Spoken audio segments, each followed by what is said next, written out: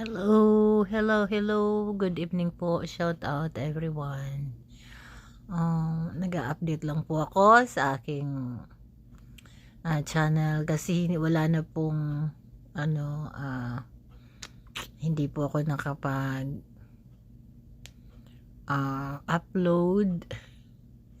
Kaya konting kwentuhan lang. Kasi dito sa Korea ngayon malamig na.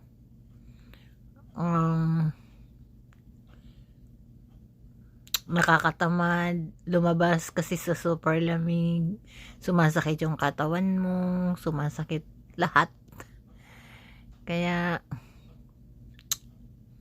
naghi-heater, mainit na masyado. Ang daming kapag winter time, ang daming discomfort sa katawan kapag masyadong malamig. Ang pa naman, ang case ko, hindi pwedeng masyadong malamig kasi kalaban sa cancer yun Kaya palagi na lang ako dito sa aking heater, unless na importante lalabas. Kaya po, pag-uusapan natin about sa winter. Yung first time pa ako dito, talagang namimilipit ako sa lamig, grabe. Hanggat sa tagal ko na dito, hanggang ngayon kapag nagwi-winter siya, ganun pa rin, mas lalong di-discomfort yung katawan ko kasi ang dami kong nararamdaman, nahihilo na pag super lamig kasi nahihilo ako Tapos nakakatakot mag-drive kasi slippery talaga. Excuse me. Kaya yun, slippery, tapos hindi na po ako pwedeng mag-drive sa gabi kasi blurry na yung mata ko. Sa araw lang po ako pwedeng mag-drive. Kaya mahirap, lalo na po winter, nag-a-ice yung daan. Kaya ayun, parang gusto kong magbakasyon sa Pilipinas para naman makapahinga ako sa lamig. Kaso lang, for the reasons na hindi pa pinaplano yung pag-uwi kasi maraming problema, financials. Kaya ayun, hindi makapagbakasyon.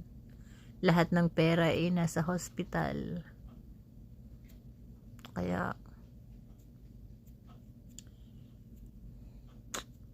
mahirap.